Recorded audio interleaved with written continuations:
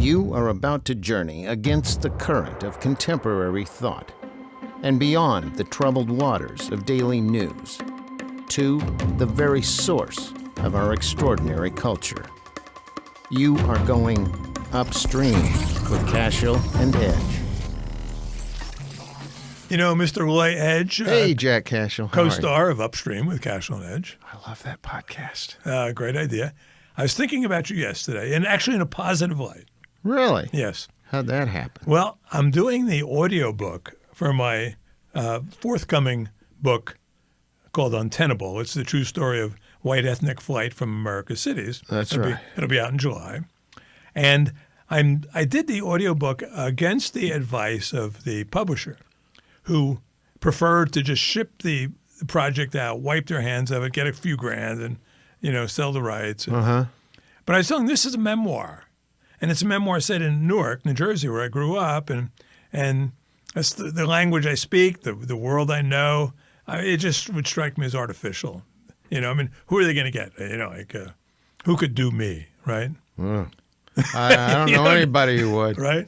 Okay, so I'm feeling confident. And then I realize I've got to, I have some excerpts from other people, right? Uh-huh. And the first one I have to do, if you've listened to audiobooks, you know how that works. Yeah. In fact, I don't read books anymore. Yeah, I'm coming along. I'm feeling pretty confident. I'm reading through, and then the first person I have to do is Michelle Obama, right? So now I'm thinking. So you want to know if I'll do it? No, I really don't have the pipes for that. I got to be about 2 octaves lower. Well, I was wondering.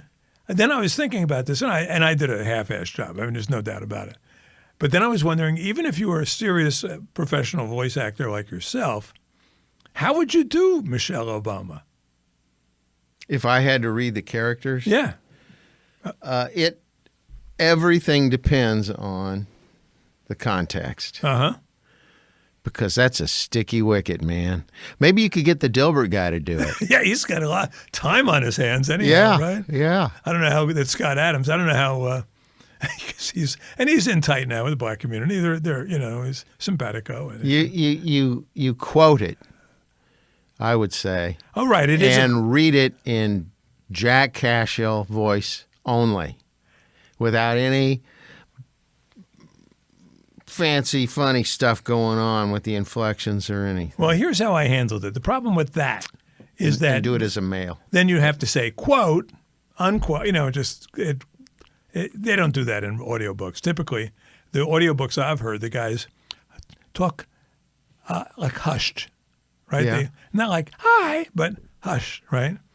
And then now you have to add onto that something of a black accent, which Michelle really doesn't have, except when she wants to. When she wants to. Put one on. That's right? why you cannot do a voice of any of those politicians. Right.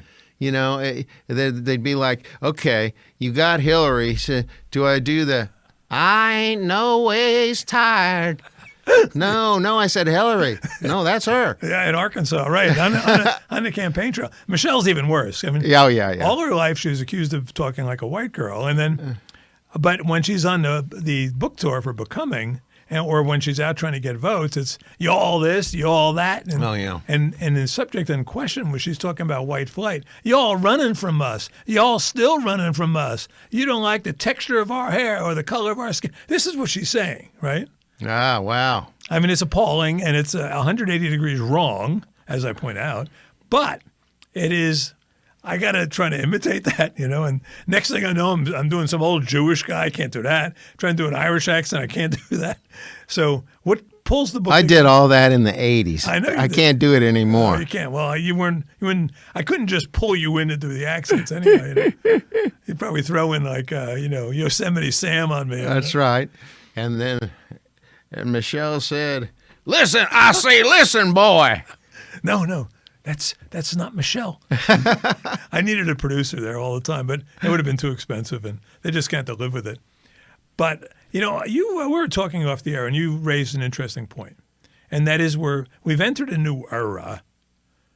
I think it's a new era. I don't recall it being like this before. Whereas every time you hear a bit of surprising news, your first response isn't, oh, that's good news, but rather, what's the angle? Yes, What's the angle in someone telling the truth? that's right. It's become so rare Yeah. from certain sources Oh, yeah. Yeah. that we question it. Oh, every time. And if you don't, you really need to kind of pull your head out, because we're being, is the past tense of bullshit, are we being bullshat? Bullshit, yeah. Yeah. I think that's a sanitized version of the actual past tense. Well, when you see so many topsy-turvy things, Jack, I have this theory about trust being the real currency Right. of a government. Right. And it's government trust is built on a pretty shaky foundation. It's built on fault lines, Right. and it goes deep.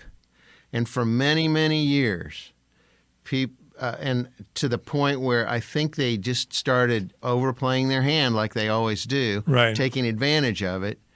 They have there's so much unearned credibility with the government and with the various nonprofit foundations and all the other things that are kind of semi-governmental deals. Right. But they're built on a fault line, and each one of these lies can cause a shift in that fault line, and once it crosses where we start getting undermined and things start collapsing, is when we reach that point between that used to be giving the benefit of the doubt, Right. and we're in the era that just is starting right now, I think, Yeah. that I call the doubt of the benefit. Uh-huh. So every time you hear anything from these sources, I automatically, and I think most of the people I talk to, we give it the doubt of the benefit, Yeah. which is exactly what you're saying. Right. How are they trying to screw me this time? Right, exactly. Or what's their angle? What's so, for their instance, angle? Yeah. I think we both had the same response to the news that was released last week about the Department of Energy saying that I know this will shock the American people, but the novel coronavirus lab in Wuhan, China, the only novel coronavirus lab in China, may be responsible for the novel coronavirus that came out of Wuhan, China, right? And like half of America is saying, "Oh my gosh, that's incredible," and the rest of us are saying, "What's the angle? Why the truth now?" Why now, after we've known this since the week that it happened? Right. And the cynical, the comics from the left, who, as I remember telling you, that there's going to be a point where a lot of the smart people that are in these captive industries like journalism and entertainment are going to become too embarrassed. That point when we've crossed that line into the doubt of the benefit, Yeah. and they're sitting there hearing this stuff, and people like John, what's his name from the late night, Jon Stewart, Jon Stewart was onto this a year ago. was onto this a year ago and mockingly and just Hysterically. It was hilarious, Right. And it made such a joke, Right. out of this benefit of the doubt everybody was giving him. It's like, really? Yeah. I stole his line about the novel coronavirus emerging from the novel coronavirus lab, and he was on, you hadn't seen a clip, he was on with Stephen Colbert, who's, the ultimate water carrier for the administration, who's never been funny. And never been right. No. And has a very low embarrassment bar. I mean, or is it a high embarrassment? One or the other. He can embarrass him. He can humiliate himself. Anybody who could be attached to that dancing vaccine virus right. video has no shame. Right. Oh, Jimmy Fallon had one just as bad. If you saw that one, well, it was embarrassing. He was dancing to some song about getting jabs or something, but yeah. Then you go back, and then on our side, and YouTube is a great place. Odd thing about YouTube, I don't know if you use it very often. Yeah, but not as much as I used to. I'm way more into the podcast platforms without video. Once they peg you, surprisingly, for something owned by Google, they feed you things that you'll want to see, which only makes sense because the advertisers are paying for it. Mm-hmm. So, for instance, when I go to my homepage, it's all like clips of Josh Hawley, humiliating some person, or Woody Harrelson opening on Saturday Night Live. There's another case. Yeah. I was strongly going, what's their angle? I'm still working on that one. Yeah. Because that's just too perfect. I'm telling you, there's something going on there. Well, with some, and this is with some people, like a Woody Harrelson, who's all over the place politically, and now they're trying to say, I've always been a libertarian. This is part of my game, part of my shtick. They're hoping you forget what idiotic things they've said recently. Even Sean Penn is getting in on this, which is, he was the guy who just a month ago was wanting to put us in prison for not getting jabbed, is now wondering out loud why college campuses have become so censorious. You can't trust them. There's an idiot factor that makes it unpredictable. But when the Department of Energy, this is conscious, planned, rational, and within at least their own universe, comes out with that, you have to say why. On a lot of levels. And do you have any? Why Department of Energy is a good question. Yeah. Is it because they're afraid that things are about to be revealed, and they know that if the wrong people get in, if this government falls into the hands of some of the wrong people, these nut jobs that follow the Constitution, they might go, Department of Energy? Yeah, right. Is that what you used to be called? Energy comes up from the ground. What do we need Bye. you for? Right. You don't do anything about it. You don't grow it. You don't produce it. Oh, and by the way, on your way out, tell that Department of Education guy that you want everybody's DOE credit cards back. Right. And HUD, sayonara. These things, we existed without these things for years. It was perfectly well. We didn't have one. And then as late as the 1950s, we didn't have this stuff, And then as soon as they formed it, there was a great march through all the institutions. Yeah, yeah. Right. They raced to the point of who could create the newest department soonest. That's right. And this was part of actually Johnson-Nixon kind of thing, where the real explosion came in government. But then I was thinking about your doubt of the benefit scenario. Mm-hmm. And I had one, I remember this about it. This occurred, I guess, about a year ago, a little more than a year ago, when I read in the New York Times that Governor Andrew Cuomo, the last living matinee idol on the left, who bred a whole generation of Cuomo-sexuals, as they call themselves, was being accused in the New York Times of sexual harassment. So, being suspicious, I immediately said, what's the angle on this one? What's the angle? Now, and then I did a little detective work, and it wasn't hard to figure out. So I go back to the original New York Times story where it breaks. And there's a woman, and I think her name is Boylan, I could be wrong, is the one who tells the New York Times that she was sexually harassed by then Governor Andrew Cuomo, and the article quotes her. And that begins the dominoes begin to, the New York Times, begins to pile on. Right. And other newspapers pick up and magazines. Then the New Yorker does a profile of this woman. And if I get her name wrong, forgive me, I'm naming someone.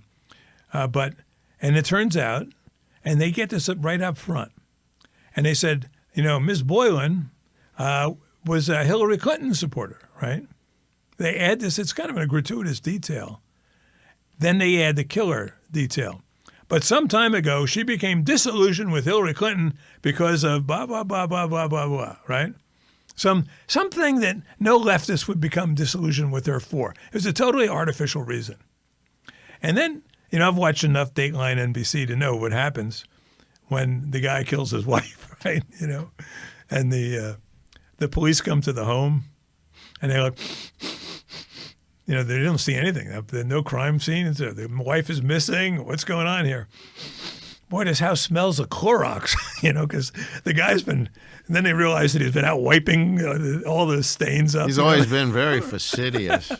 When it comes to the bathtub. And the Clorox gives the game away. And there's another little closet, a mop closet down in the basement. It's probably still very moist. He's always taken very good care of that. Nah, then they get out the spicometers and they find little traces of blood that he didn't quite get. And that's what the New Yorker was doing here. They had to get out the fact that this woman who launched the crusade against Andrew Cuomo was a Hillary supporter, but then they had to create this fiction that she was a disillusioned Hillary Clinton supporter. So she could not have possibly been doing this to advance Hillary Clinton's agenda, just the opposite, right? Right. But it was too obvious. You know, when you're looking at it as an investigative reporter, you're saying, no, this is too obvious. It's contrived, There's too much Clorox on the crime scene. Too right? much Clorox on the crime scene. So I love that. Then you go back and you say, because, you know, if you're a modern American citizen with any awareness, when you hear news that surprises you, you double check and see what's going on. So then it became clear that Andrew Cuomo was developing the kind of machinery that could have challenged anyone for the Democratic nomination in 2024, especially Hillary Clinton or Michelle Obama or what other power source was looking to nail that nomination down. Bernie even, right? Biden even, who knows? So they kneecapped Andrew Cuomo, totally kneecapped him. And the collateral damage was brother Chris Cuomo. I mean, no loss in either case. I mean, but it was, in other words, I didn't make this up, but it was a good line. Andrew Cuomo was more vulnerable for pinching fannies than for killing grannies. I mean, because he was accused rightfully of like allowing like tens of thousands of grannies to die by putting, you know, what do you call it, already sick COVID patients in these nursing homes. Weaponization. Yeah. So it caught up with him. And in the only kind of way that on the left that you are vulnerable, and that is there's a couple things you're vulnerable on. You know, you can't use the N-word. Or, you know, you can't be too obviously groping little children unless you're the president of the United States. So there's some exceptions for all of these. You can do blackface if you're the Canadian head of state. That's right, and get away with it. Yeah. Or the governor of Virginia, who got away with it, who had to finagle a lot. But the only reason, you remember why he got away with it? I think because of partial birth abortion or something. Well, that's what endeared him to the left, for sure. He was, this is Northam, who was keen on, who was good with post-abortion survivor killing, right? Literally. I mean, he said that, well, we make them comfortable. Right. You make them comfortable and then you kill them, right? They're babies. They're out here. That's really humanitarian. Yeah, honestly. You know, in a eugenicist mind, that is mercy and that is humanity. Right. Now, here's the trick, You though. make them comfortable before you zit. Right, just like with the electric chair. They hardly feel a thing, you know. Which we'll find out, Governor. Right. As soon as we fire old Sparky back up, you're going to get a taste of her pretty quick. But that's not what saved them, because they figured the next guy in line would adopt the same policies, this being Virginia. And but the next guy in line was like the black AG who had a major sexual harassment suit. I think this is right. Some major scandal hanging over his head. Okay. And then the attorney general was white, also did blackface when he was in college. So they're all, what do you call it, mutually assured destruction. They couldn't take each other out, you know. But again, you have to ask yourself, why are they releasing certain news when they release certain news? Yes, I could totally agree. Yeah. Did any other examples come to mind? Oh, shit. I mean, it's constant. Yeah. When I hear statistics, right, and all the obfuscation and the word salad comes out of places like NPR right now. right. It's absolutely crazy, and they're throwing out half-assed statistics and all these things. So I'm always asking, you know, when I would consult my corporate clients on internal communication, I would say, look, what you need to communicate is context, details, and specifics. That's what I'm looking for as an executive is I need you to report your best observations upward so I can share it among the rest of the executives so that we know with context details and specifics what the facts are on the ground. Right. That's kind of like journalism. Give me the who, what, where, when, Sure, why, and how. Or historic journalism. Yeah. Yeah.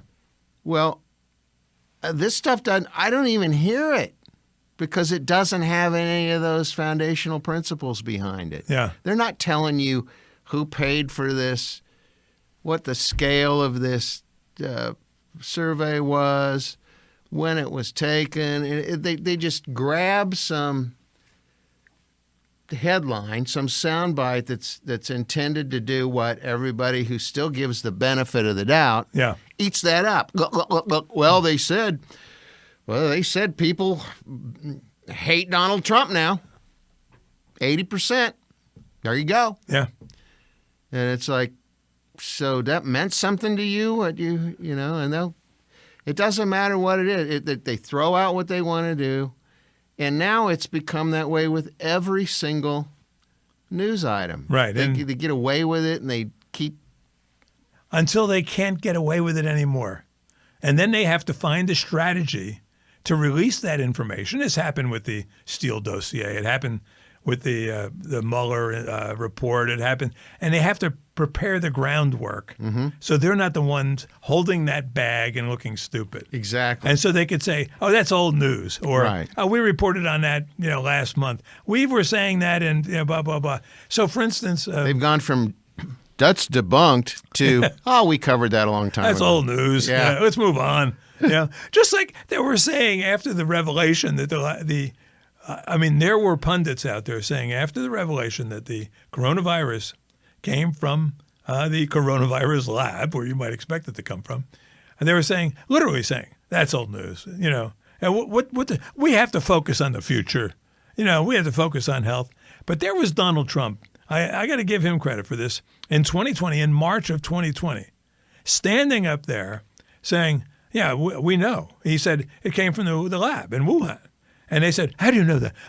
No, he goes, I've seen the evidence. I've seen the information. It came from the Wuhan lab. Aren't you being xenophobic? Aren't you being racist? That was their and I love that one lady who was, how do you continue to refer to this as the China virus? How can you, don't you believe it's racist to call this the China virus? Not racist. It's from China. Right. The virus, it's from China. China. my Dr. Evil. That was beautiful. But here's how well this has worked, Jack, even in this conversation that we've had about it. Right. They made the issue, did it come from the virus? Did it come from the lab? Right. But they're still, now, the Overton window hasn't opened to, was it released on purpose? That's right. And that was where I was at day 12. Yeah. At day 12, the only debate was, did they do it on purpose or did they do it through, in this, with any government. One of their favorite words, sloppy. Well, it was just sloppy. Unfortunately, with government, there is a continuum between incompetence and conspiracy, and you never not quite know where that line blurs. There's some great examples of, like the whole Epstein case, when you look at that. I tend to believe on the conspiracy end of that continuum, but the levels of incompetence in any kind of big government administration are such that, in fact, you can hide conspiracy in the incompetence, and they do that too. This is by design. Yeah. I call all those people that do that, right, that create chaos, right, all the people that assist in some way or another at undermining and moving everything toward the doubt of the benefit. Those people are they have one product, well, two. They have two products. One, their first objective: you must create perverse incentives. Now, this is kind of how you take over an industry. We're going to talk about that in the next few episodes of how. And then the product that they produce is plausible deniability. Yeah. And those are the two forces that take over an institution that will drive it eventually to ruin. Yeah.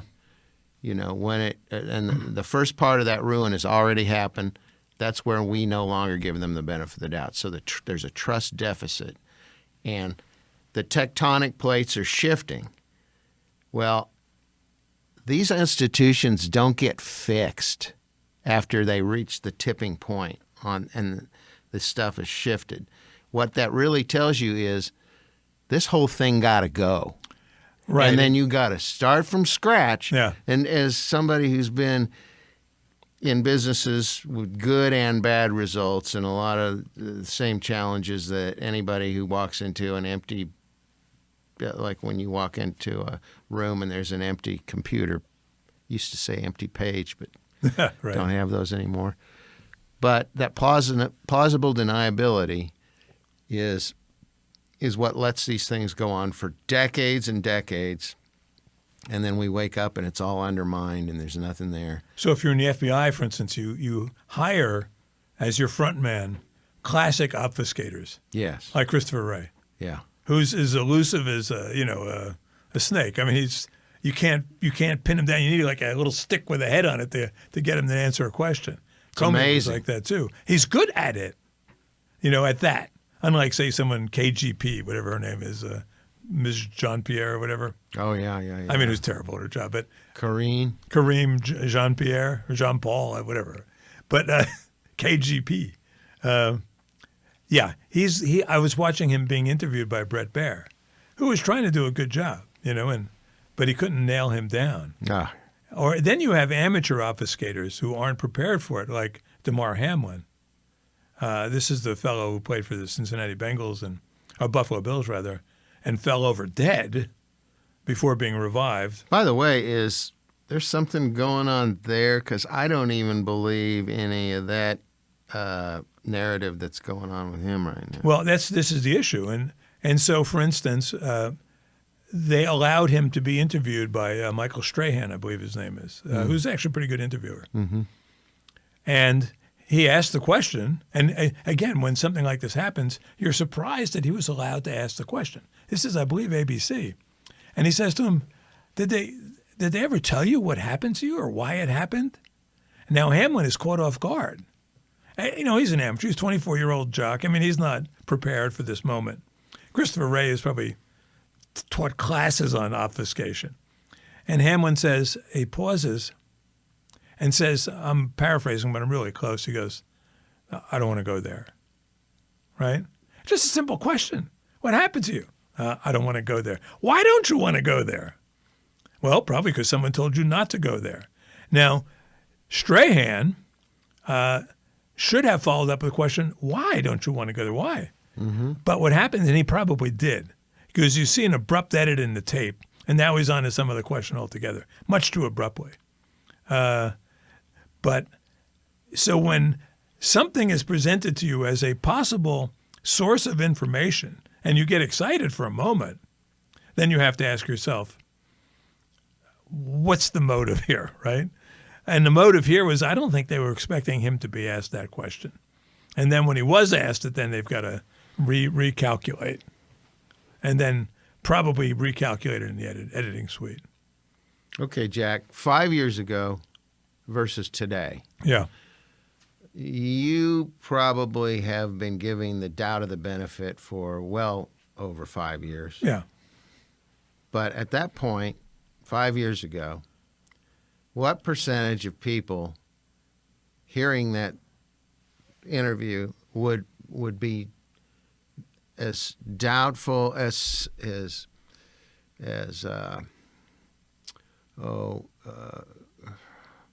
somebody who you just wouldn't believe that the story is what it. They wouldn't have questioned the story. Yeah. I mean, and if he had said, I'd rather want to go there, they'd probably think, it's some personal reason, like, he had taken too many Viagras or something before the game. Or something how like much that. do you think that shifted in the last 5 years? COVID was a major red pill of experience for a whole lot of liberals in particular. Which part of COVID? The various revelations. Because unlike, let's say, climate change, which you can fake forever, it's, for your lifetime. Yeah. I mean, Al Gore's been BSing on it. He's been making billions on it for 25 years, and he's still no one's ever called him on a carpet because it's always 10 years down the road. When you're an apocalyptic, it's you can rejigger your apocalypse. It happens all the time. But with COVID, it was immediate, and it was ruining your life, right? And that was and ruining the life of your friends, and it was putting a lie to all the things you profess to believe in, like my body, my choice, or individual autonomy, or freedom of movement, or freedom of speech, freedom to go to church. Right. Now that doesn't affect our friends on the left, but a lot of our friends it does, and so you see major figures coming. That like Naomi Wolf, for instance, is one example. Bill Maher, Woody Harrelson, his Open. You saw that Open on Saturday Night Live last week or so. Well, I saw it afterwards, yeah. I didn't see it on live. I mean, who watches Saturday Night Live now? But no friends of mine, damn it. Right. And it was funny the way he framed it. Yeah. He goes, when he talks about. Can you imagine being a movie producer and you come in with this script that says, these big pharma cartels get together and they get together and they create this disease and they force you to stay inside unless you take their medicine, and they sell you billions of it. You got to keep buying it over and over again. And you walk that into a producer, and the producer would say, "That's crazy. Get out of here with that," right? And the audience was caught flat-footed. Yeah, I love that when the sheep. Yeah. In the audience, they're like, bah? Right. Now, Bill Maher's audience is catching on. So now his audience is half alert. I won't say woke because they're half woke and half alert. But the Saturday Night Live audience was not prepared. Uh-huh. I wonder if they rehearsed that. They must have, I guess. I don't know. Unless he switched it up on them or something, He probably switched it up. Either that or... Who knows? Oh, there we are. There we are. When we Wait see something a minute. happen, right. What is the plan behind this? Hold on, because I can think of about 3 right off the bat. Yeah. That I was, mulling around in my mind and going, could this be them trying to? They're caught.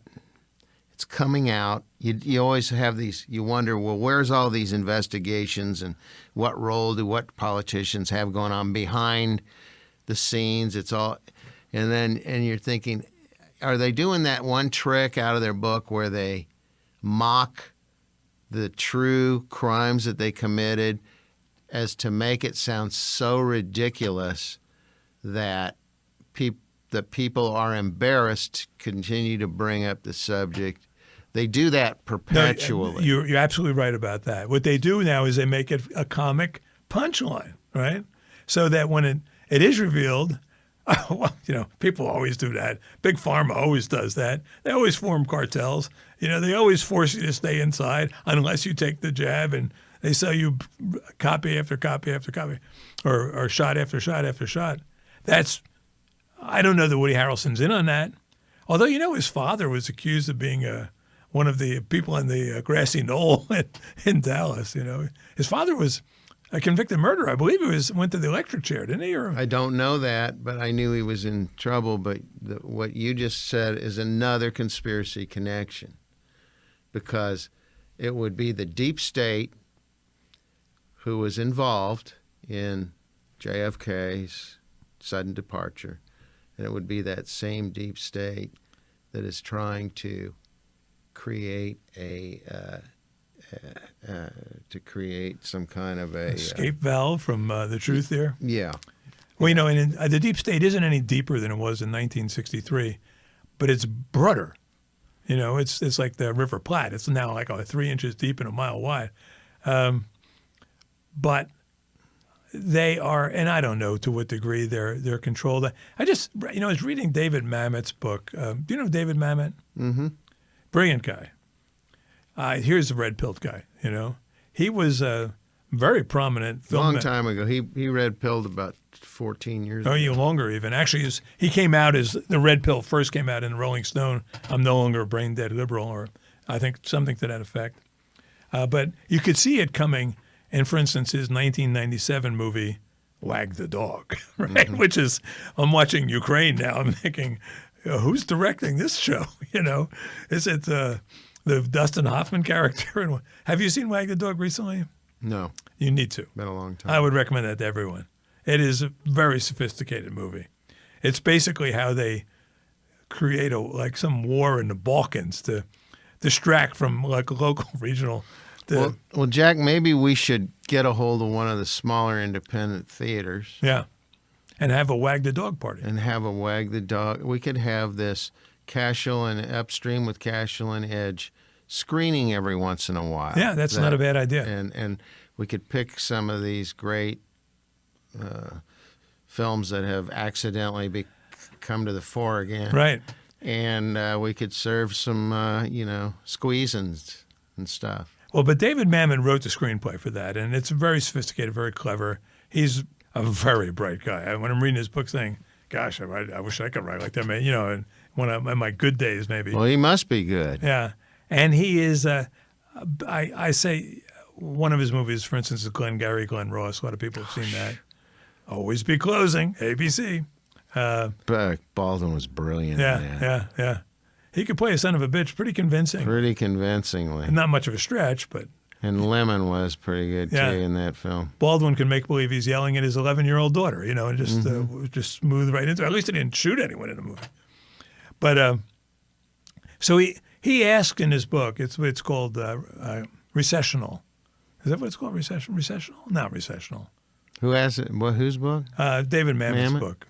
Okay. Something like that. I think I'm screwing up the title. But he asked, okay, who's been really running the White House, right? And that's a common question among people like ourselves. Oh, is it Susan Rice? Is it Obama? Is it, Anita Dunn or whatever? He goes, no. Who's dictating the man who's dictating policy in America right now? Do you know who he says it is? No. Donald Trump. Okay. He said, because whatever Donald Trump does, they do the opposite, right? He goes, it's every day in the White House is opposite day, right? Boy, he's nailed that. And you start thinking about it. And so, for instance, what is the first thing that President Biden does taking office? His first act? Shutting down the Keystone Pipeline, right? Talking about Biden or Obama? Biden. Okay, I thought you said Obama. I'm sorry, I may have to take it back. The first thing Biden, on day one, he shuts down the Keystone Pipeline. Right. Here's where we get back to the Department of Energy. They just put out a report saying it costs between 20,000 and 60,000 jobs and $2 to $4 billion, right? Someone in the Department of Energy is doing something. So it was a catastrophic move. It served us no function that was positive. The only people enriched were, Russian oligarchs and homophobic Saudi Arabian despots, right? It violated every value the left seems to value, but they did it because Trump made America energy independent. And we think that they've thrown open the borders because they're future Democratic voters, and that's probably the reason.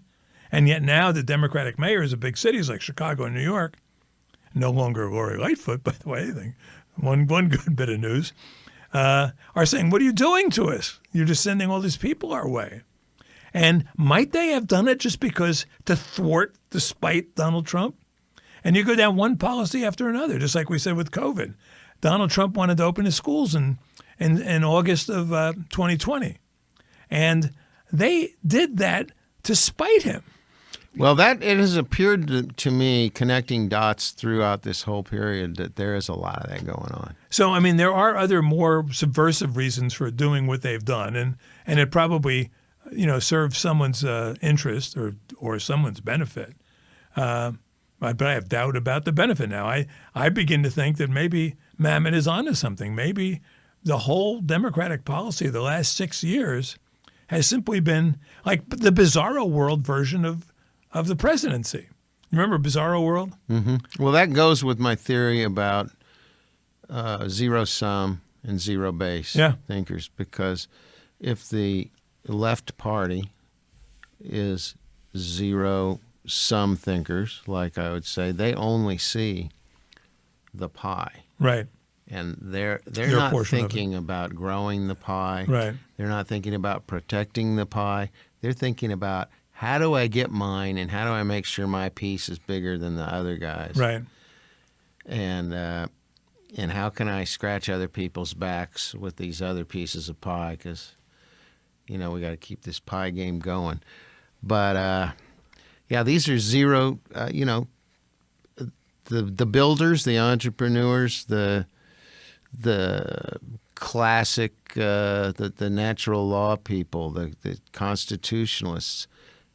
They're for the primacy of the individual, Yeah. and they want people to be responsible and accountable, and the other people want to destroy all that by creating chaos. Yeah. And they start by destroying the family and attacking masculinity and attacking churches and the foundational building blocks of any successful civilization, especially our own. I mean, Western civilization has been really the only successful civilization over the last millennium. Not that you get any recognition for that. Well, all these institutions that are being overthrown or undermined, where do they stack up right now in your mind? Which ones are gone? Now, I would contend that all the ones that are unconstitutional and do not belong in business, Department of Energy, Department of Education, Right. All of these pseudo-governmental foundation NGO things that our tax money, if any of our tax money is exposed to any of that, that's poison. That's poison tree. So those things never were valid. They were never any good. And then we get into the ones that are they're questionable, but they emerged because of a crisis. They came out of World War II. IRS would be a good example of one that came out of World War I. Right. That never went away.